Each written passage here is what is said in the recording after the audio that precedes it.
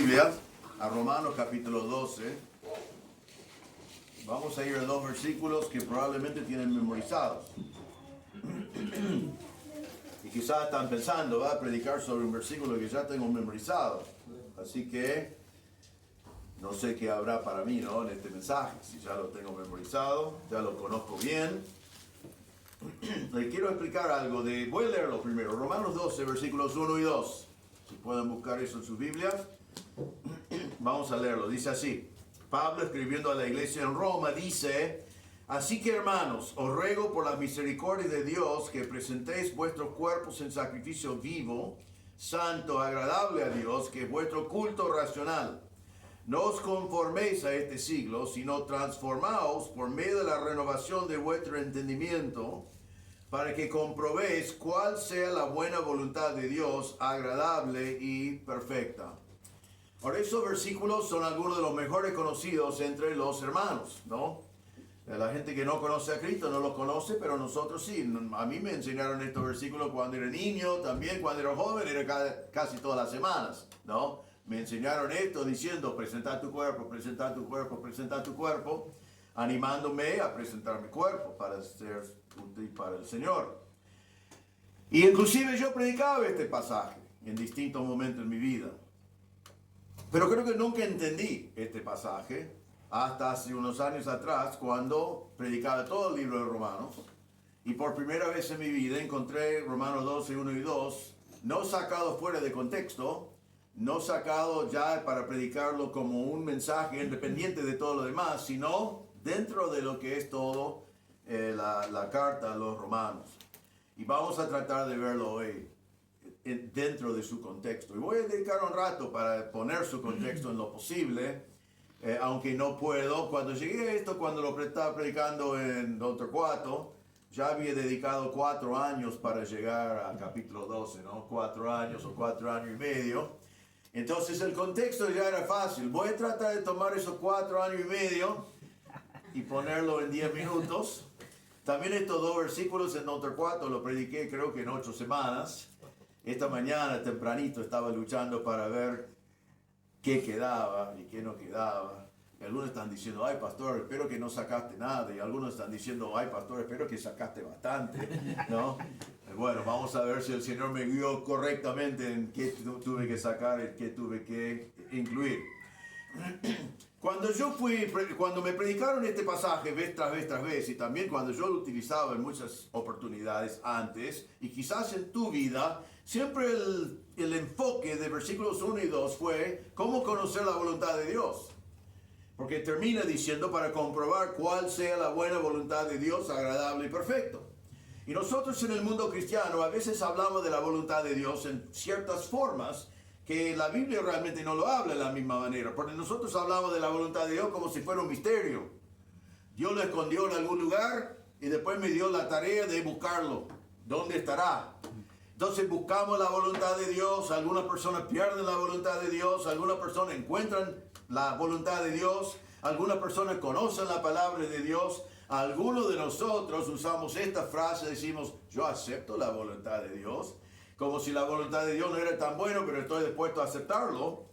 Y tenemos muchas frases que usamos para hablar de la voluntad de Dios. Y yo me pregunto, ¿por qué lo hacemos tan difícil? ¿Por qué hablamos de la voluntad de Dios como si fuera algo que yo quiero saberlo, pero Dios me lo escondió? Y yo realmente no sé cómo lograrlo. Y la pregunta es si es tan difícil realmente, si es tan misterioso como a veces se presenta. Y acá vemos que Pablo nos está diciendo en versículos 1 y 2, Pablo nos dice cómo tú puedes conocer y cumplir la voluntad de Dios en tu vida. Y no es un misterio, no es complicado, no es una cosa rara, no está escondido, sino simplemente nos dice cómo podemos verlo. Ahora déjame leerlo de vuelta después de esa introducción. Pablo dice: así que, hermanos, os ruego por las misericordias de Dios que presentéis vuestros cuerpos en sacrificio vivo, santo, agradable a Dios, que es vuestro culto racional. No os conforméis a este siglo, sino transformaos por medio de la renovación de vuestro entendimiento, para que comprobéis cuál sea la buena voluntad de Dios, agradable y perfecta. Muchas veces cuando pensamos en la voluntad de Dios, la idea, especialmente en este pasaje, es lo que me enseñaron a mí, lo que yo intenté hacer, es muy hombre-céntrico en vez de ser Dios-céntrico. Me dicen a mí, o yo por allí en algún momento digo, yo presento mi cuerpo para servir al Señor. Yo no me conformo a este mundo. Yo me transformo a mí mismo por la renovación de mi mente. Yo verifico cuál es la voluntad de Dios. Y pongo mucho énfasis en el yo, y cuando lo predicamos a los jóvenes es el gran desafío. Vos tenés que presentar tu cuerpo, vos tenés que no conformarte al mundo, vos tenés que conocer la voluntad de Dios, etc. Cuando realmente en este pasaje no vamos a ver algo tan hombre-céntrico, sino vamos a entenderlo mejor viendo la perspectiva de Dios. Porque Dios realmente acá no es un mandato presentar tu cuerpo en sacrificio vivo. Es algo que debemos hacer, pero no es el mandato. No conformes no es un mandato. Son cosas que deben pasar y vamos a ver desde la perspectiva de Dios cómo es que pasan y por qué no debe ser tan difícil y por qué no debemos estar pensando que tenemos opciones de obediencia o de desobediencia. Entonces hoy vamos a ver de la perspectiva de Dios 3 acciones que te llevan a ti a conocer y hacer la voluntad de Dios en tu vida. Y realmente vamos a ver esto de una manera muy diferente a lo que siempre me enseñaron a mí, no sé cómo lo han enseñado a ti. La primera acción que tenés que tomar es tener la motivación correcta. Para presentar tu cuerpo en sacrificio vivo, tenés que entender bien la motivación que el Señor nos da acá. Y otra vez, esta motivación que vemos aquí no lo vas a ver si lo predicas o si lo estudias en forma aislada. Solo vas a encontrar si lo encontrás en el contexto de toda esta carta. Versículo 1 comienza con estas palabras, así que, ¿no? ¿Qué hacemos cuando vemos las palabras así que? Eso junta algo, es así que como resultado, por tanto, como resultado de todo lo que venía antes, así que, y el así que aquí es, hermanos, os ruego por la misericordia de Dios que presentéis vuestros cuerpos. Ahora, muchas veces el así que realmente lo ignoramos. Miramos y decimos, bueno, voy a predicar un devocional o voy a meditar en estos 2 versículos. Y meditamos en estos 2 versículos, y es mucho trabajo volver a ver qué es el así que, ¿no? De qué venía antes que me lleva a este punto. Entonces muchas veces es enseñado fuera de contexto y sin la base verdadera, o sea, la base de la verdad que da luz y entendimiento a lo que está diciendo acá. Entendemos que tenemos que hacer algo, pero perdemos el porqué porque no volvimos a leer lo que es el porqué. Y no conozco un pasaje donde eso es más importante que aquí, en este lugar. Y dice al final del versículo 1, y quiero dejarle con este pensamiento, después nos metemos bien, dice que presentar mi cuerpo como sacrificio vivo es mi culto racional. Ahora vamos a hablar más de eso más adelante. Pero culto racional significa que es mi adoración y la palabra en griego es lógico. Entonces lo que está diciendo es que lo más lógico, si entiendo este pasaje, lo más lógico para cada creyente es que cada creyente presente su cuerpo en sacrificio vivo y que no conforme a este mundo. Ahora, cuando yo era joven siempre era un misterio este pasaje porque yo miraba y digo, esto es lógico. Es lógico. Es lógico que cada creyente presente su cuerpo en sacrificio vivo. Y me dijeron, sí, es lógico. Y yo miraba alrededor, entonces dije, ¿qué grupo de personas irracionales con el cual ando? Porque casi nadie presentaba su cuerpo en sacrificio vivo. O sea, muchos hicieron algo en el nombre del Señor, estaban jugando con eso, pero el grupo de jóvenes con el cual yo andaba, la mayoría no habían presentado su cuerpo en sacrificio vivo, pero la Biblia me decía que era lógico. Y yo pensaba, si es lógico, ¿por qué nadie lo hace? Y creo que vamos a ver la respuesta a eso en esta mañana. Entonces, así que tenemos que tener la motivación correcta. Y la motivación, Pablo lo marcó acá. Así que, hermanos, os ruego por las misericordias de Dios. Esa frase es la clave de este pequeño pasaje. La misericordia de Dios. Yo voy a hacer lo que hago después por las misericordias de Dios. Misericordias acá significa lo que entendemos, compasión. Dios tenía compasión para ti. Dios tenía lástima realmente para ti. Dios estaba interesado o demostró su interés en ti, fue manifestado por lo que Él hizo por ti. Él te dio en tu desgracia de estar perdido en tus pecados y Él tenía compasión. Ahora, pueden simplemente seguir conmigo, creo que sería complicado. Pueden acompañarme si quieren, pero le voy a dar el contexto. ¿Listo? Rápidamente. Le voy a dar el contexto. Volvemos a Romanos capítulo 1. En Romanos capítulo 1, Pablo dice a los romanos que todos conocen a Dios, pero no le glorificaron como a Dios. En Romanos 1:18 dijo, porque la ira de Dios se revela desde el cielo contra toda impiedad e injusticia. El hombre está bajo la ira de Dios. Vos decís, sí, esos son esos pecadores que no conocen a Cristo. Sí, es vos antes de que conociste a Cristo.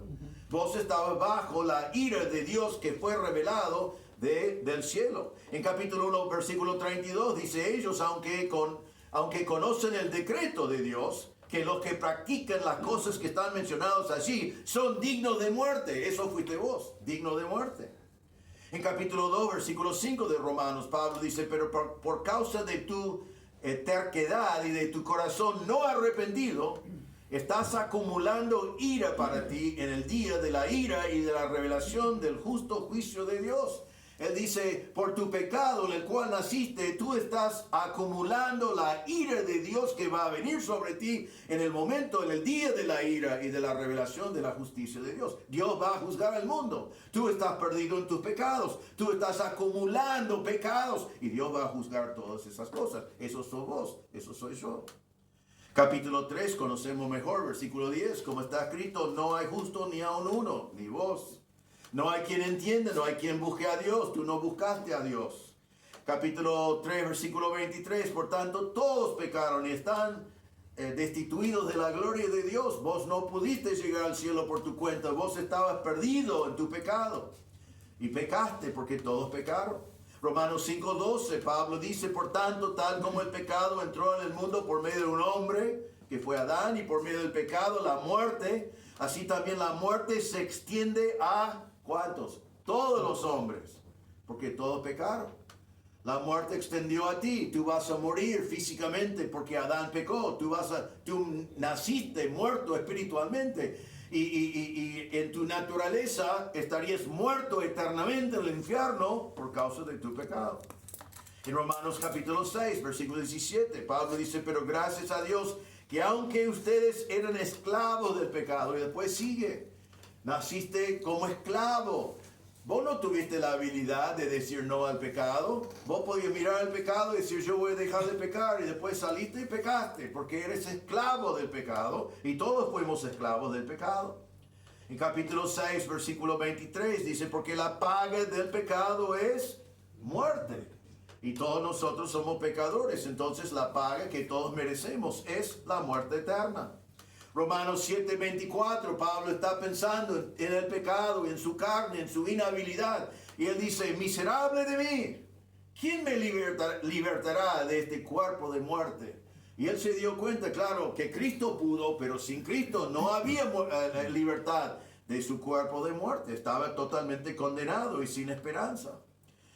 Romanos capítulo 9, versículo 13 en adelante, dice así, tal como está escrito. Aquí el Señor está hablando de la elección y dice, tal como está escrito, a Jacob amé, pero a Esaú aborrecí. Eso es lo que Dios dice.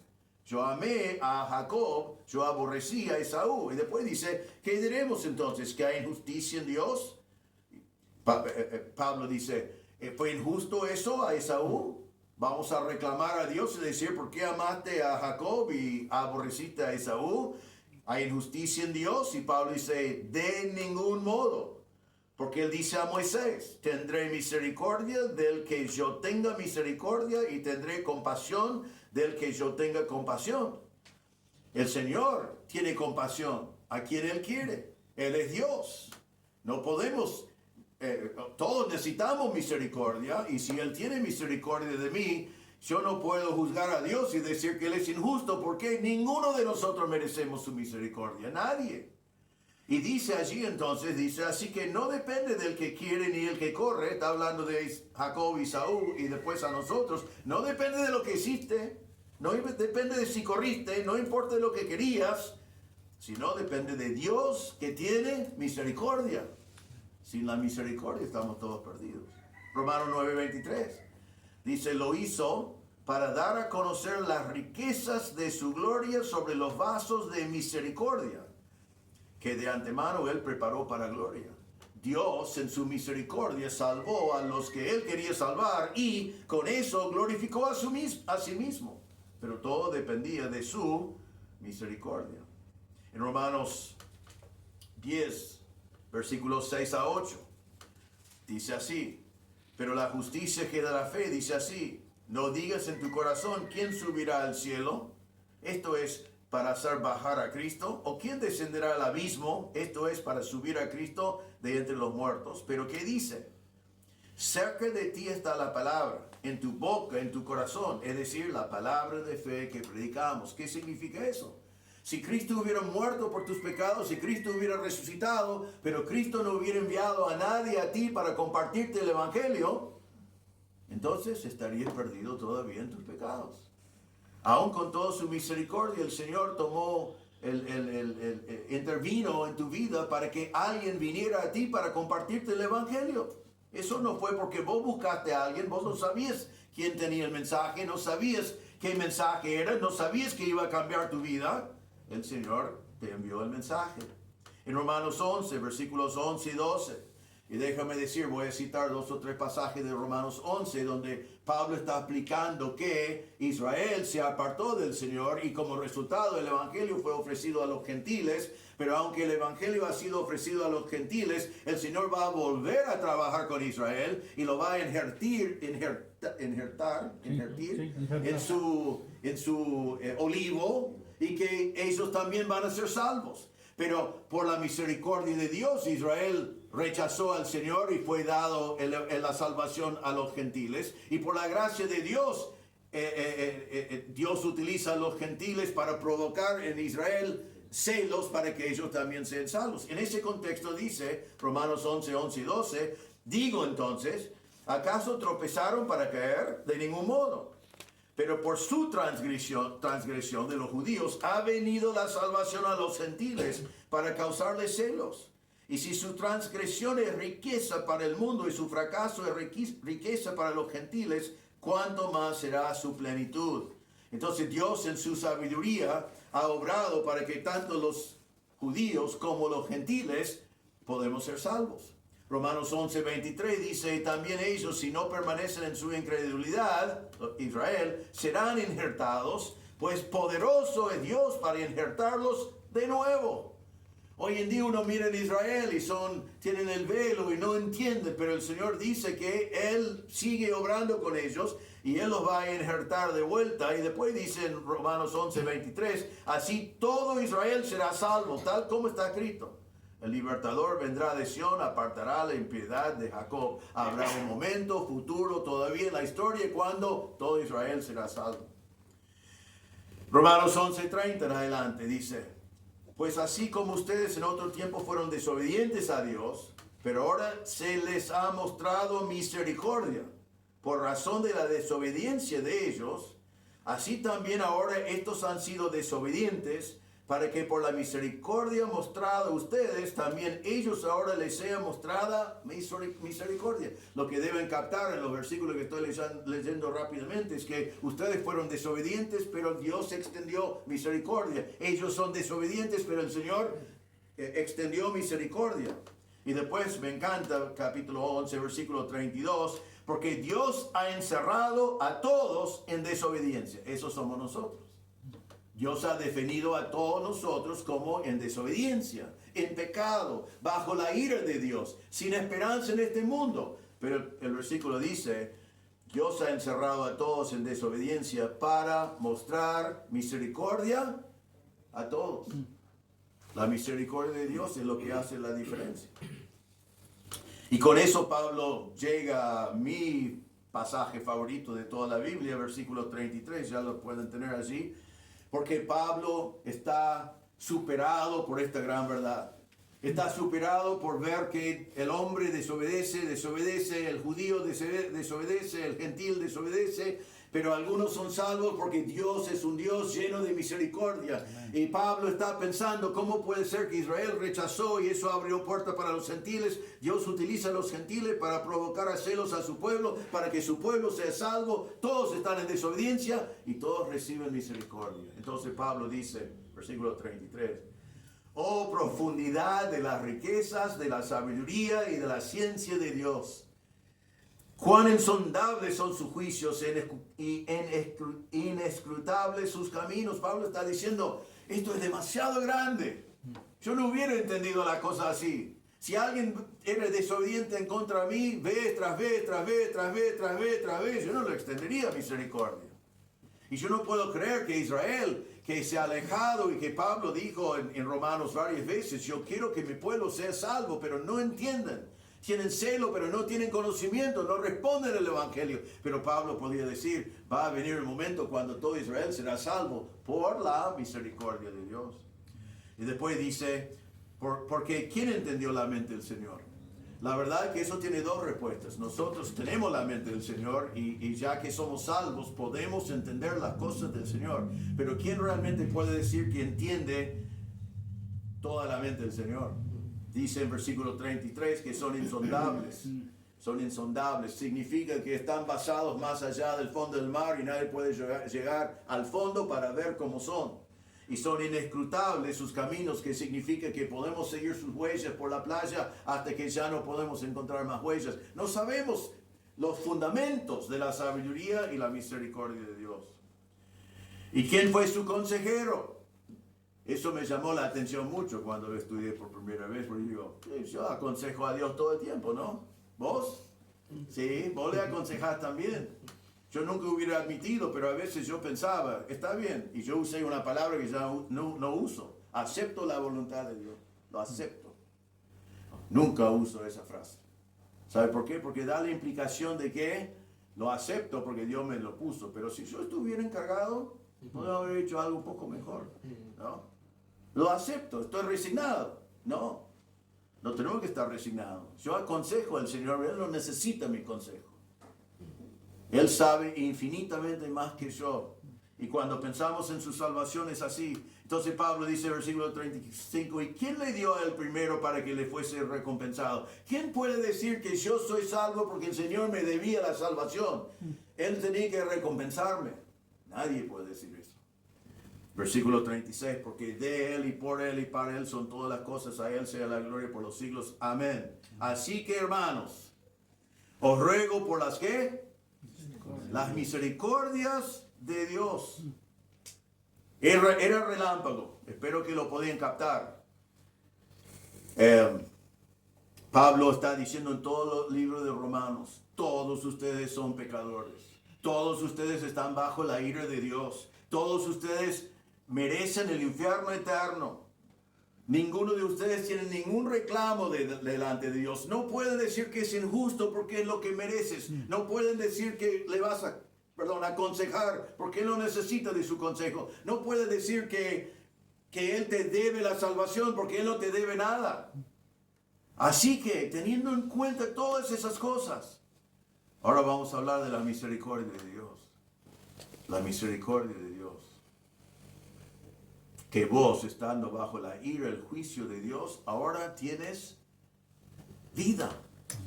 Ahora tienes perdón. Ahora tienes vida eterna. Él te dio vida por su misericordia. Él te eligió por su misericordia. Él te salvó por su misericordia. Él va a llevarte al cielo por su misericordia. Y acá debemos parar y pensar en este pensamiento. Si yo soy un creyente y puedo entender algo de la misericordia de Dios que hemos repasado rápidamente, no debe haber ninguna cosa en mi vida más importante que el resultado de esa misericordia. ¿Podemos imaginar nuestras vidas sin la misericordia de Dios? Estaríamos bajo juicio, estaríamos bajo ira, estaríamos sin esperanza, estaríamos perdidos, estaríamos esperando la muerte física para vivir por toda la eternidad, la muerte eterna. Eso sería nuestra situación y estaríamos diciendo, Señor, No, ni diríamos eso. Pero estaríamos perdidos. Pero todo lo que tenemos en Cristo lo tenemos por su misericordia. Y una cosa que nunca debemos hacer es olvidarnos de eso. Si eres creyente de un día o creyente de 50 años, nunca te olvides que eres creyente por la misericordia de Dios. Nunca debemos olvidarnos que no merecemos las bendiciones que tenemos en Cristo y que no merecemos la salvación que tenemos en Cristo. Y cuando ya es una historia ya viejo para nosotros, ya lo conocemos y pasan cosas en la vida, etc., siempre tenemos que recordar, ay Señor, pero si no fuera por tu misericordia, estaría perdido. Entonces Pablo dice, hermanos, os ruego. La palabra ruego significa, es la palabra parakaleo. Nosotros cuatro conocemos bien esa palabra, que es una palabra griega que significa ponerte al lado de uno para encaminarlo, o también es traducido acá, los ruego, les exhorto, les animo, les exhorto con autoridad. Y dice, hermanos, entonces, así que, hermanos, así que creyentes, cada uno que conoce a Cristo como Salvador, os exhorto por las misericordias de Dios. Y ahora vamos a ver lo que tenemos que hacer. Pero lo que tenemos que hacer es presentar nuestro cuerpo en sacrificio vivo. Pero aquí está para mí lo más importante de este mensaje. Si vos tratas de hacer lo que me enseñaron a mí cuando era joven, ¿no? Hermano, presentad tu cuerpo en sacrificio vivo. Bueno. Y adentro está diciendo, ¿por qué quiero hacer eso? Es mi cuerpo, es mi vida, solo tengo uno, ¿por qué lo voy a hacer? Y cuando yo lo escuché predicado, no mencionaron la misericordia de Dios. Pablo sí, pero ellos no hicieron lo que recién vimos nosotros. Y quiero decirles que si vos tratás por tu propia fuerza a presentar tu cuerpo en sacrificio vivo, vas a fracasar. Si tratás de evaluar y decir, el mundo me ofrece todo esto, el Señor me ofrece todo esto, voy a presentar mi cuerpo en sacrificio, probablemente no lo van a hacer.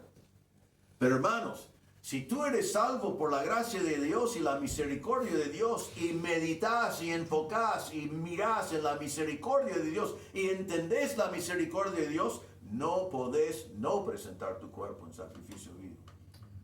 Así que si nunca has presentado tu cuerpo en sacrificio vivo, no te animo a luchar para obedecerlo como un mandato, porque no es un mandato acá. Te exhorto a volver a Romanos 1 y leer 1 a 11 y marcar todas las veces que ves la misericordia de Dios. Y si vos podés contemplar toda la misericordia de Dios que cambió tu vida por completo y llegar a este pasaje y decir, pero yo no quiero presentar mi cuerpo en sacrificio vivo, yo diría que probablemente no eres salvo. Porque si entendemos la misericordia de Dios, estamos solamente diciendo, ojalá que tuviera dos cuerpos para presentar a mi Señor. Amén. Eso es lo que está diciendo acá. Entonces, la primera cosa que tenemos que tener para conocer y cumplir con la voluntad de Dios es entender la motivación correcta. La motivación es la misericordia de Dios que fue extendido a mí. No intentes presentar tu cuerpo como algo de obligación, sino tenés que hacerlo como un acto de adoración al entender la misericordia de Dios. Entonces la primera acción es conocer la motivación correcta. Número 2, aplicar la lógica correcta. Aplicar la lógica correcta. Dice al final, en versículo 12, que presentar vuestro cuerpo por la misericordia de Dios es vuestro culto racional. Ya mencioné eso antes y quiero marcarlo de vuelta porque ahora si entiendo la misericordia de Dios, de pronto ya es racional. Ya es lógico, eso es lo que está diciendo. La palabra culto, realmente a veces lamentamos algunas traducciones, vuestro culto racional, sería mejor traducido probablemente tu adoración lógica. ¿Cómo debo adorar al Señor que me extendió tanta misericordia y me cambió por completo mi vida cuando yo no lo merecía? ¿Cómo le puede adorar? Lo puede adorar por ofrecer mi cuerpo en sacrificio. ¿Y es lógico eso? Es el único que tiene sentido. Si no te parece lógico, es que tenés que volver a la misericordia de Dios y contemplar más eso. La palabra racional acá en griego es la palabra lógicos. ¿Sí? Así que ya aprendieron la palabra en griego, lógicos. ¿Qué significa lógico? Pero muchos creyentes no lo hacen. Y creo que la razón es porque lo predicamos mal. Porque enfocamos en ir al altar y presentar, cuando debemos enfocar en la misericordia de Dios que me motiva a adorar al Señor en esa manera. Ahora, entonces, ¿qué significa presentar mi cuerpo? Aquí es donde saqué un par de semanas de predica, ¿no? Vamos a mirarlo, pero no tenemos que estar en Don Torcuato a las 6 de la tarde, así que... Pero, ¿qué significa esto? Bueno, presentar mi cuerpo en sacrificio vivo significa que yo tomo a mi cuerpo, mí mismo, y lo ofrezco a Dios como una ofrenda. Es mi ofrenda de adoración. Recién levantamos una ofrenda. Espero que nadie acá puso dinero en la ofrenda porque sintieron obligación a hacerlo. O porque lo pusieron en la mano porque alguien quizás estaba mirando. O lo hicieron porque no lo piensen, solamente lo hacen todas las semanas. Espero que ofrendieron su dinero al Señor porque aman al Señor y fue un acto de adoración. Que dijeron, Señor, quiero darte una pequeña cosa que yo tengo porque estoy tan agradecido por lo que has hecho por ti. Esto es lo mismo, pero está hablando de mi cuerpo, de quién soy yo, mi vida. Y cuando vemos el vocabulario, un sacrificio vivo, debemos pensar en un sacrificio del Antiguo Testamento, porque eso es lo que entendieron los romanos, la idea de un sacrificio. Ahora, cuando nosotros pensamos en el Antiguo Testamento, bueno, déjame leer una referencia entre muchísimos, porque sé que conocen lo que dice el Antiguo Testamento. Levítico 8:14 en adelante, dice así. Entonces trajo el novillo de la ofrenda por el pecado, y Aarón y sus hijos pusieron sus manos sobre la cabeza del novillo de la ofrenda por el pecado. Después Moisés lo degolló y tomó la sangre, con su dedo puso parte de ella en sus cuernos del altar por todos los lados y purificó el altar. Luego derramó el resto de la sangre al pie del altar y lo consagró para hacer expiación por él. Y allí termina el pasaje. Pero podemos agregar, entonces el animal se levantó y volvió a la manada. ¿Estará eso allí? No, esa última parte no, perdón. ¿Por qué no está esa parte allí? Que el animal ya murió, ¿no? El animal ya no tiene una voluntad. El animal ya no tiene nada más. Ahora aquí tenemos esa idea junto con otra idea que dice que presento mi cuerpo en sacrificio vivo. Sacrificio parecido a los del Antiguo Testamento, donde estoy puesto en el altar, estoy dedicado al Señor, estoy ofrendado al Señor, mi voluntad ya es la voluntad del Señor, ya no tengo voluntad propia, mi vida es para el Señor. Pero por otro lado, no muero sino vivo. A veces pensábamos que sería más fácil morir por el Señor que vivir por el Señor, ¿no? ¿Entienden esa idea? Alguien entra acá a un arma. ¿Quién niega al Señor? Yo no lo niego. Mata a mí, está bien. Bueno, me matan. Creo que haría eso y espero que todos nosotros haríamos lo mismo. Eso no debe ser tan difícil. Pero es mucho más difícil vivir diariamente para el Señor. Decisión tras decisión, tras decisión, tras decisión. Haciendo lo que glorifica a Dios. Haciendo lo que glorifica a Dios en vez de lo que me trae placer a mí. Pero aquí estamos con un sacrificio, una vez para siempre, completo, que he muerto a mis propias ambiciones y mi propia voluntad y ahora estoy puesto en el altar para hacer lo que glorifica a Dios. Ahora, si tú quieres conocer la voluntad de Dios y vivir la voluntad de Dios, tenés que ponerte sobre el altar y decir, Señor, tu voluntad es mi voluntad. Ya no tengo voluntad propia. En otro pasaje de la Biblia dice que nosotros somos esclavos, dulos. Un dulos no tenía su propia voluntad. Él tenía que hacer lo que su amo le decía. Entonces dice acá que presentamos nuestros cuerpos. En el Nuevo Testamento vemos esa idea. El Señor dijo a todos le decía, si alguien quiere seguirme, niéguese a sí mismo, tome su cruz cada día y sígame. Eso es lo que el Señor espera de nosotros, que hemos recibido de su misericordia, que nosotros le seguimos negando a nosotros mismos. Ahora, ¿qué significa tomar la cruz? Hay gente hoy que dice, bueno, la maestra de la escuela no me quiere, pero bueno, yo llevo esa cruz, ¿no? Mi equipo perdió 4 años seguidos, pero esa cruz es mi equipo, yo llevo, no significa eso. En la Biblia, ¿qué significaba una cruz? Muerte. Muerte. Significaba la muerte. Entonces Pablo está diciendo, niega a ti mismo, toma tu cruz cada día y sígame. Ya sois mi discípulo. Lo que haces para mi gloria.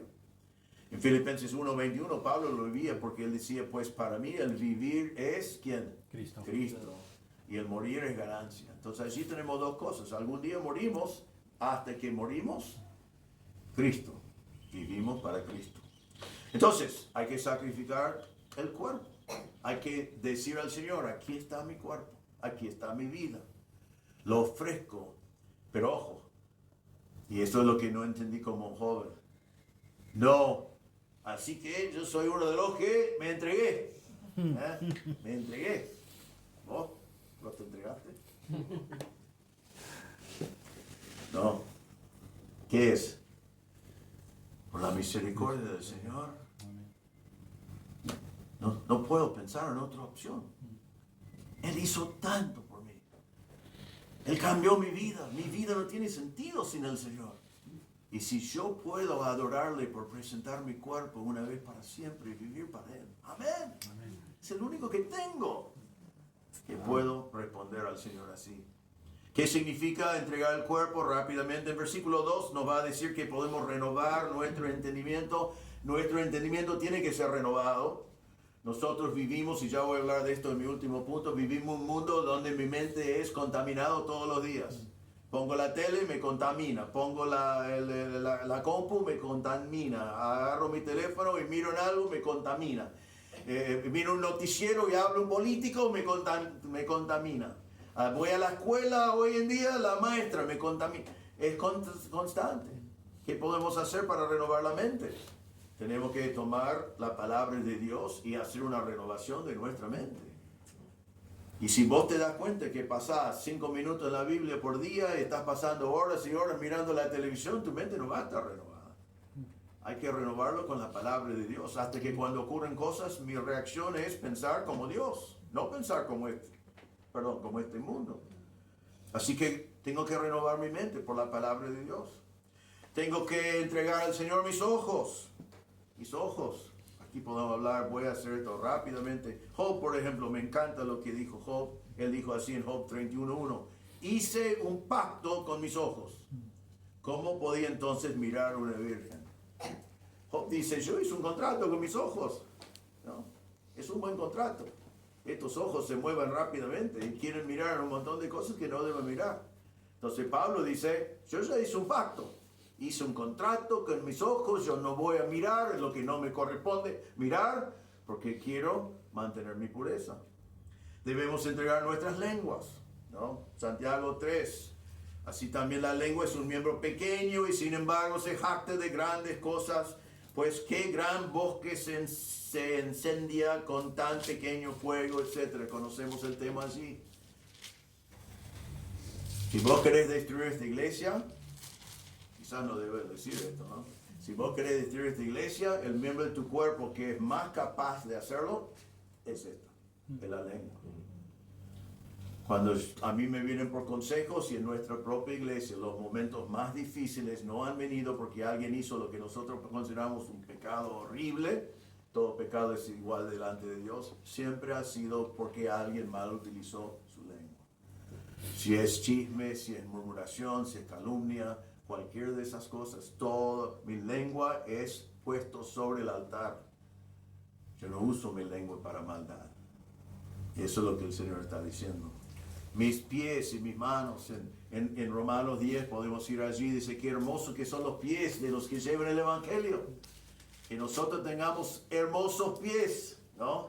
Uno dice, pero ¿has visto mis pies? No está diciendo exactamente que tus pies son los más hermosos del mundo, pero te aseguro, tus pies van a ser considerados hermosos por la persona que escuchó el Evangelio de vos, porque vos fuiste y le llevaste el mensaje, y son hermosos delante de Dios. Es el uso de mis pies. Mis manos. Pablo decía en 1 Tesalonicenses 4, 11 y 12, dice que tengan por su ambición el llevar una vida tranquila y se ocupen en sus propios asuntos y que trabajen con sus manos tal como les hemos mandado, a fin de que se conduzcan honradamente para con los de afuera y no tengan necesidad de nada. Entonces, hermanos, podemos usar mi mente, puede pensar bíblicamente. Mis ojos puedo tener un pacto a no mirar lo que no me corresponde.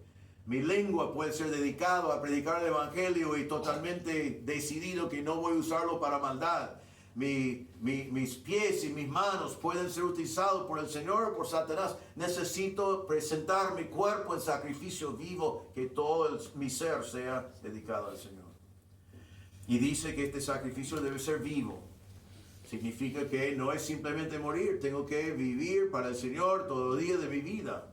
Y dice acá en versículo 12, porque quiero cubrir todo, aunque estoy saltando algunas cosas, es un sacrificio vivo, no muerto, santo, que significa que es separado del pecado y separado para Dios. Y dice que es agradable a Dios. La palabra agradable, probablemente, agradable es una buena traducción, pero probablemente mejor, aceptable a Dios. Hacemos una ofrenda. Los dioses paganos hicieron ofrendas y querían ver si fue aceptable a Dios. Hay un lugar en Israel, Filipos, ¿cómo se llama? Donde Jesús llevó a sus discípulos para decir, yo soy la roca, voy a edificar mi iglesia sobre esta roca. Y allí una roca tremenda. Y hay una cueva allí que se llamaba en aquel entonces la Puerta del Hades. Y había un templo delante de esa cueva y los dioses, o sea, los paganos, los sacerdotes, llevaron animales y los sacrificaron y los echaron a la cueva. Si todo eso se fue, ellos dijeron, el Dios aceptó nuestra ofrenda. Pero si volvía sangre en el agua, entonces ellos dijeron, el Dios no aceptó nuestra ofrenda. Eso, claro, es paganismo. Realmente era ignorancia, era muy triste lo que ellos creyeron. Pero aquí el Señor dice que cuando yo, por la misericordia de Dios, presento mi cuerpo en sacrificio vivo, es aceptable delante de Dios. Amén. Es agradable a Dios.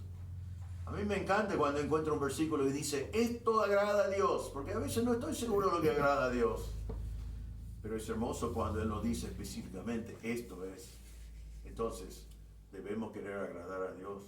Ahora, yo hago esta pregunta para terminar este segundo punto. ¿Esto te parece lógico a vos? ¿Ofrecer tu cuerpo en sacrificio vivo te parece lógico? Dos cosas con eso. Si es lógico, lo vas a hacer si no lo has hecho. Si vos dices, me parece lógico, pero no lo voy a hacer, estás mintiendo a ti mismo. Porque nosotros hacemos lo que es lógico. Si no es lógico, o es porque no conoces a Cristo como Salvador, o no has entendido realmente bien la misericordia de Dios. Pero les animo a entender que es lógico y presentar tu cuerpo en sacrificio vivo, una vez para siempre, para el Señor. Entonces, si entiendo la misericordia de Dios y hago lo que es lógico, presentando mi cuerpo, eso me lleva a la tercera acción, número 3, que es elegir el siglo correcto. Elegir el siglo correcto, versículo 2. No os conforméis a este siglo, sino transformaos por medio de la renovación de vuestro entendimiento, para que comprobéis cuál sea la buena voluntad de Dios, agradable y perfecta. Elegir el siglo correcto, ¿qué significa eso? Acá dice que no debemos conformarnos a ¿qué? Este siglo. Ahora, ¿saben que en la Biblia hay 2 siglos? Nosotros entendemos la palabra siglo, que significa 100 años, ¿no? En la Biblia, esta palabra se ve vez tras vez, tras vez, tras vez, pero en la Biblia hay solamente 2 siglos. Está el siglo presente, que está hablando acá, y está el siglo venidero. Siglo presente, el siglo venidero. Son los únicos 2 siglos que hay.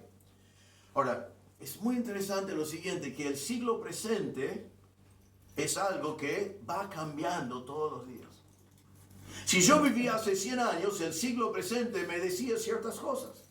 Me decía, por ejemplo, que el divorcio no es aceptable. Me decía que tenía que vestir a una mujer o cualquier persona en cierta manera. Me decía un montón de cosas. Fue el siglo presente, hace 100 años.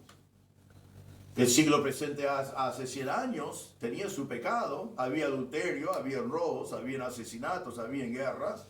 Pero también dentro de este mundo, mujeres sabían que eran mujeres, hombres sabían que eran hombres, todos sabían cuál baño era para quién, etc. Eso fue el siglo presente. Tenía su pecado, tenía su cultura, tenía sus cosas. Hoy en día, el siglo presente nos dice que puedo nacer con un género y cambiar a otro género. Puedo sentirme un día como una mujer y entrar en el baño de las mujeres. Puedo cambiar mi sexo. Puedo declararme homosexual. Puedo hacer un montón de... Eso es el siglo de hoy. La moda de hoy es parte del siglo de hoy. Y la moda va cambiando. Y lo que es aceptable hoy no fue aceptable hace 100 años atrás. Y lo que es aceptable acá 100 años ni lo quiero pensar, ¿no? Pero la primera cosa que quiero que vemos es que el siglo presente siempre va cambiando. Y eso me hace esta pregunta.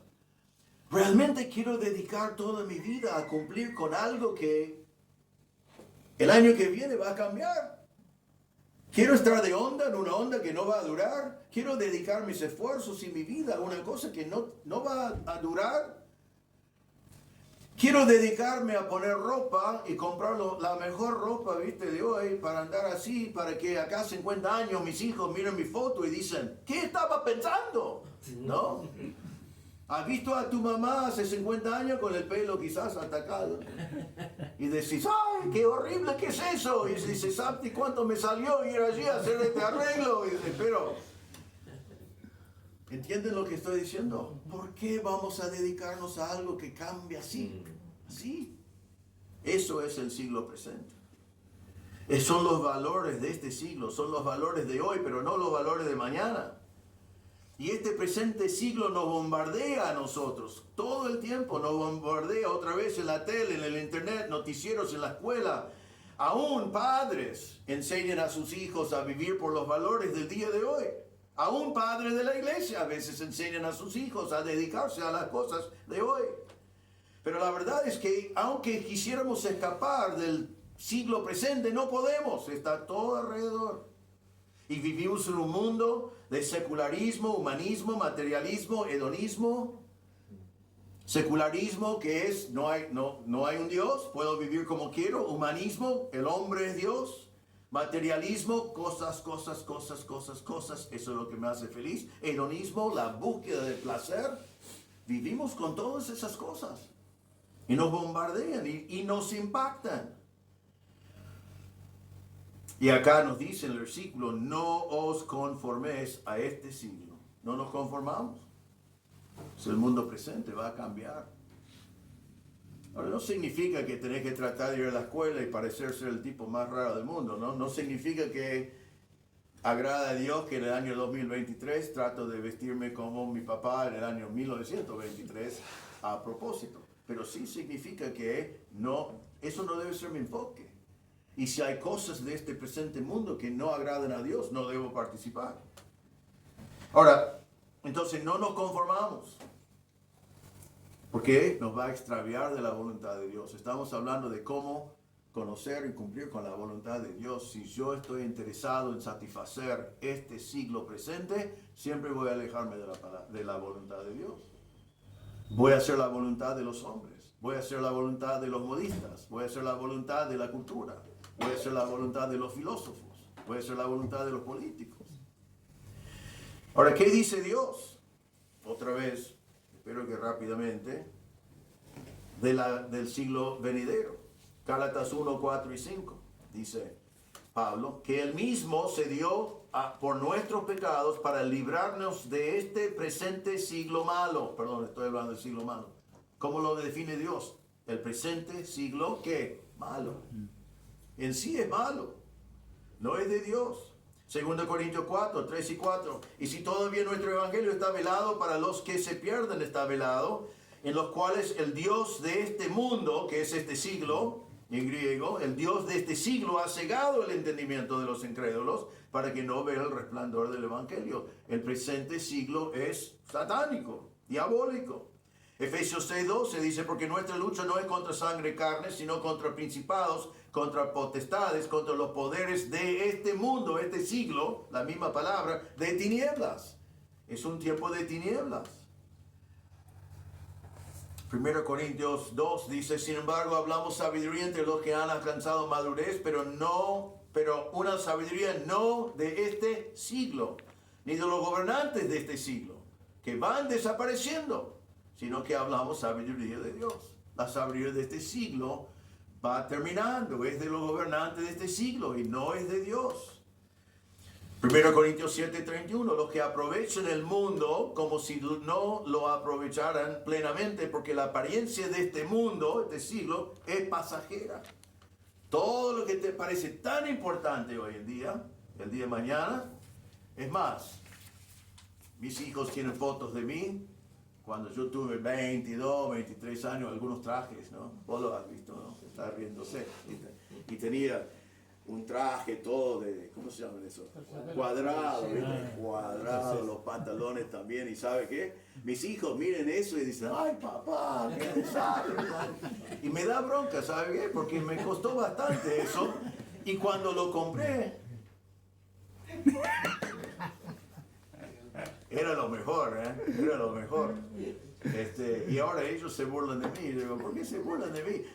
Yo entiendo que les parece raro, pero por lo menos podían reconocer que en mi tiempo estaba, ¿viste? Pero no, ni eso. ¿Por qué queremos dedicarnos a esas cosas? Que simplemente de mañana se burlan, porque no tienen ningún valor. Entonces no nos conformamos a este siglo, pero hay un siglo venidero. Déjame rápidamente decirles cómo es eso. Efesios 1:21.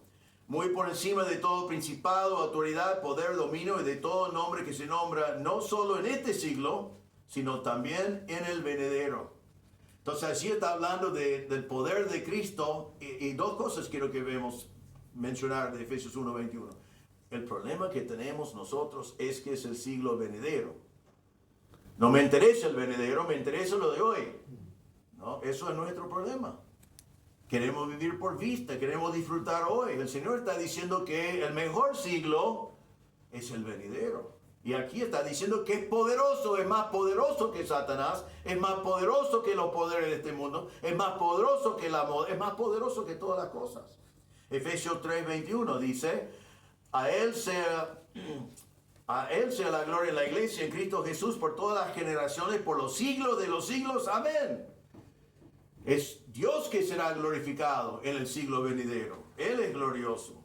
Hebreos 1:8 dice, pero el Hijo dijo, tu trono, oh Dios, es por los siglos de los siglos. El cetro de equidad es el cetro de tu reino. En el siglo venidero el que va a reinar es el Señor. Amén. Yo quiero dedicarme a ese siglo. Colosenses 3 en adelante. No usa la palabra siglo, pero tiene el concepto. Dice, si ustedes pues han resucitado con Cristo, buscan las cosas de arriba, donde está Cristo sentado a la diestra de Dios. Pongan la mira en las cosas de arriba, no en las de la tierra. Porque ustedes han muerto y su vida está escondida con Cristo en Dios. Entonces, te hago esta pregunta. ¿En qué siglo estás viviendo hoy? Tú, ¿qué siglo estás viviendo? Ahora, uno dice, ¿qué sé yo? No sé, nunca escuché exactamente eso. No sé en qué siglo estoy viviendo. Es fácil evaluarlo. Es fácil evaluarlo en las decisiones que tomas todos los días. Déjame darlo uno muy superficial y sin importancia realmente y uno muy importante. Tu ropa. Cuando vas a comprar la ropa, estás pensando en el show, en la moda, en si me queda bien. No está mal, o sea, no hay una virtud en tratar de vestirte mal, ¿no? Pero estás pensando en, bueno, esta es la moda, quizás no es muy modesta o quizás es muy raro, qué sé yo, pero es la moda, quiero estar de onda, nadie está dando cuenta. O estás pensando, esta ropa glorifica a Dios. Esta ropa me identifica como un hijo de Dios, esta ropa es lo que el Señor... Una decisión tan fácil como eso que tomamos todos los días indica si estás viviendo en este siglo o estás viviendo para el siglo venidero. Ahora pensamos en tu vida, algo mucho más amplio. Cuando pensás en tu futuro, cuando pensás en tu vida, estás pensando, ¿cuánto dinero puedo ganar con esta carrera? ¿Cuánto reconocimiento puedo lograr? ¿Cuánta comodidad? ¿Cuánto placer? ¿Estás pensando en todas esas cosas? ¿Estás pensando qué es lo que agrada a Dios? Si sigo esta carrera, ¿qué valor eterno va a tener? ¿Cómo puedo servir al Señor con con esa habilidad? ¿Cómo puede ser utilizado eso para la gloria del Señor? ¿Entienden la diferencia? Y se podía dar ahora media hora más, pero no lo voy a hacer. De ejemplo, realmente tengo escrito media hora más de comparaciones. Pero solamente pensad en cualquier decisión que tomás diariamente o el día de hoy o cada semana y vas a ver si estás pensando qué agrada al hombre, qué me agrada a mí, qué agrada a este siglo o qué es lo que glorifica a Dios, qué es lo que tiene valor eterno. El Señor quiere que nosotros vivimos para el siglo venidero. Y Él quiere que nosotros damos nuestras vidas para Él. Nos dice en 2 Corintios 11, cuando Pablo estaba hablando del ministerio, Él dijo, ¿son servidores de Cristo? Hablo como si hubiera perdido el juicio. Yo soy más servidor de Cristo. En muchos más trabajos, en muchos más cárceles, en azotes, en sin número de veces, con frecuencia en peligro de muerte. Y después Él sigue, dice todo lo que Él sufrió para servir al Señor. Pero Él no está quejándose, Él está contento por el privilegio de servir al Señor. Pero está diciendo que a veces es difícil. A veces no me trae placer como este mundo lo entiende. En 2 Corintios 12:10 dice, por eso me complazco en las debilidades, en insultos, en privaciones, en persecuciones y angustias por amor a Cristo. Porque cuando soy débil, entonces soy fuerte. Está diciendo, estoy dispuesto a sacrificar en esta vida para la gloria del Señor. En Romanos 14:8 Él dijo, pues si vivimos, para el Señor vivimos. Y si morimos, para el Señor morimos. Por tanto, ya sea que vivamos o que muramos, del Señor somos. ¿Saben, hermanos? Cuando entendemos este siglo presente, el siglo venidero, y entendemos la misericordia que el Señor nos ha extendido, podemos entonces darnos cuenta que esta vida es muy breve, esta vida es de muy poco tiempo, y el Señor nos ha dado la oportunidad de servirle a Él. Y después la eternidad es eterna. Por toda la eternidad vamos a disfrutar de la presencia del Señor. Pero muchas personas quieren vivir hoy como si esto fuera la eternidad. Les cuento esto que me pasó cuando ocurrió lo que ocurrió el 11 de septiembre de 2001. Mis hijos estaban en Estados Unidos estudiando. Y claro, vimos a las torres caer y nadie sabía lo que iba a pasar, si iban a haber otros ataques terroristas, etcétera, etcétera. Y ellos estaban estudiando allí en la facultad bíblica, preparándose para el ministerio, que hoy están mis hijos sirviendo como pastores. Pero algunos argentinos se acercaron a mí y dijeron, pastor, saca a tus hijos de allá, es peligroso. Bueno, están allí estudiando, preparándose para servir al Señor en el lugar donde el Señor quiere que estén. Así que no estoy preocupado. Qué malo que son los argentinos, ¿no? Ahora, en el año 2001 y otra vez en el año 2011, cuando en 2001 mi esposa fue disparado en las dos piernas en un robo, y en 2011 cuando entraron en nuestra casa de noche y le hicieron pomada, algunos estadounidenses se acercaron a mí y me dijeron, pastor, salgan de Argentina, es peligroso, no deben estar allí. Menos mal que en el abril de 2001, cuando fue disparado, que no fui corriendo de Argentina para Estados Unidos, por allí me voy a Nueva York y caen las torres encima, ¿no? ¿Sabe qué? Tenemos que vivir para la gloria de Dios. Amén. ¿Y sabe dónde está el lugar más seguro? Está en el medio de la voluntad de Dios. Está en el medio de la voluntad de Dios. Cristina fue disparado, aceptamos eso como la voluntad de Dios. ¿Está bien eso lo que dije? No. No lo aceptamos, lo abrazamos. No sabemos por qué Dios lo hizo así. No es algo que hubiéramos elegido para nosotros, pero no lo aceptamos como, bueno, no me quedó otro. Lo abrazamos sabiendo que en el cielo vamos a decir, ahora entiendo. Ahora sé lo que Dios estaba haciendo. Y lo mismo que pasó en 2011. El único lugar donde queremos estar es donde el Señor quiere que estemos, en el medio de su voluntad. Ahora entonces dice, no os conforméis a este siglo, ¿Y cómo lo hago? Primero, transformados por medio de la renovación de vuestra mente. Puedo renovar mi mente con la palabra de Dios. Voy a conocer la palabra de Dios si estoy leyendo, voy a conocer la voluntad de Dios, porque aquí está. La voluntad de Dios no es un misterio, aquí está. Amén. Y quiero decirles algo que me costó entender cuando era joven. Si vos querés saber, pero voy a ser un misionero, voy a casarme con un buen muchacho, ¿qué va a pasar? No te preocupes por esas cosas. Seguí la palabra de Dios cada día de tu vida y te aseguro que vas a terminar casado con la persona que el Señor tiene para ti y vas a terminar el oficio que el Señor tiene para ti.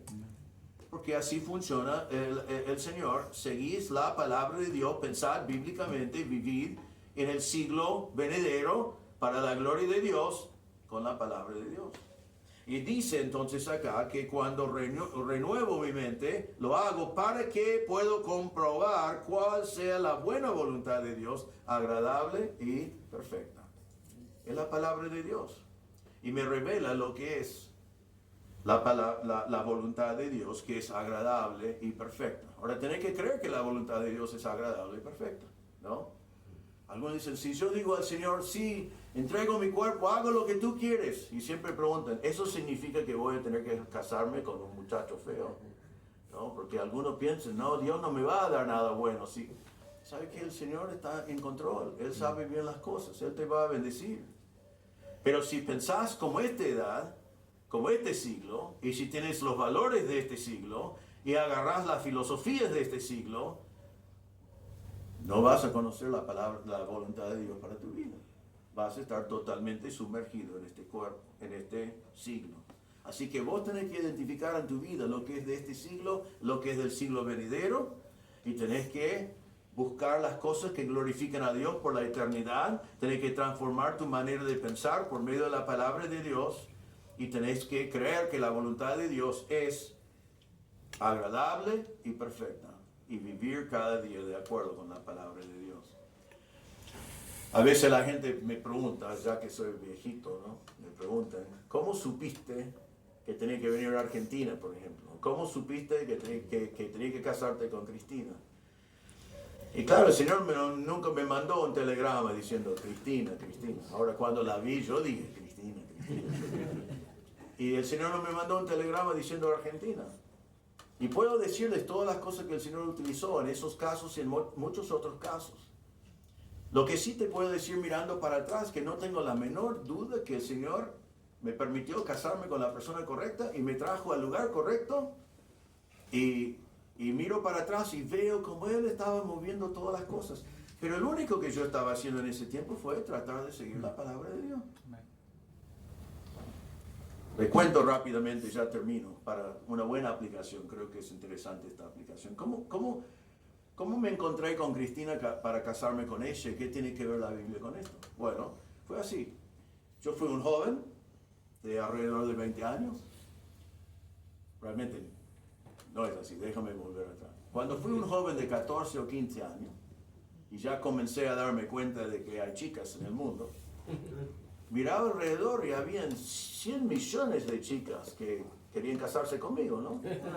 Allí estaban. ¿Cómo elijo? ¿Cómo elijo? Y alguien me mostró de la palabra de Dios que yo tenía que casarme con una creyente. Entonces digo, ya no hay 100 millones, hay solamente unos quizás 100 miles, ¿no? Bueno, todavía me conformo, pero ya eliminé a la gran mayoría de las mujeres del mundo, pobres, estaban muy tristes obviamente, porque la Biblia me los eliminaba. En un momento me di cuenta que el Señor me había llamado al ministerio. Y yo digo, bueno, yo voy a necesitar una mujer que está dispuesta a servir al Señor en el ministerio. ¡Pum! Ya se van. Otro 90% de los que quedaron. Después digo, si voy a tener una mujer que me acompañe al ministerio y quiere servir conmigo, quién sabe dónde va a ser, porque en este tiempo no sabemos. Necesito una mujer que no solamente es creyente, tiene que amar al Señor, tiene que tener al Señor como primero en su vida. Y bueno, miraba los 3 que quedaron y digo, necesito ahora a alguien que me aguanta a mí. Lo que estoy diciendo es que había un proceso de simplemente obedecer a la palabra de Dios. Y cuando me di cuenta, no es que no quiero decir esto porque queda feo para Cristina y no es así, pero todos los demás quedaron eliminados. No era complicado. Y después conocí a Cristina y bueno, ya. Pero gracias a Dios. Y si hubiera casado con un no creyente, no estaría aquí. Si hubiera casado con un creyente y no comprometido con el Señor después de los robos, no estaría aquí. Y si hubiera estado casado con alguien que no me aguantaba, que eso es lo más difícil de todo lo que he mencionado, no estaría acá. Así es como encontramos la palabra, la voluntad de Dios.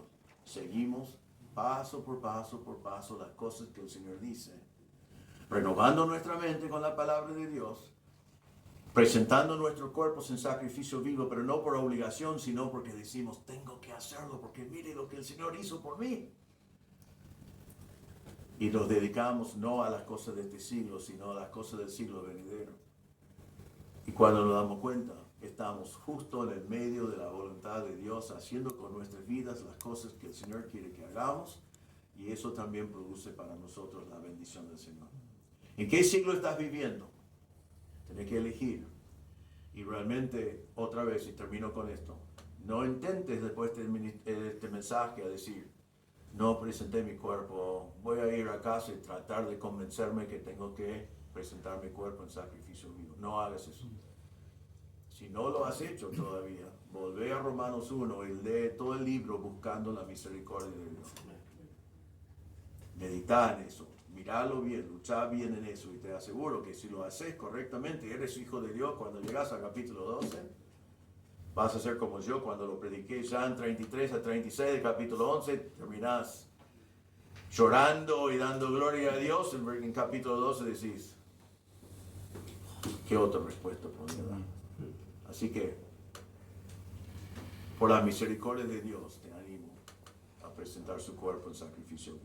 Oremos. Señor, te damos gracias por tu palabra. Sobre todo en esta mañana te damos gracias por tu misericordia.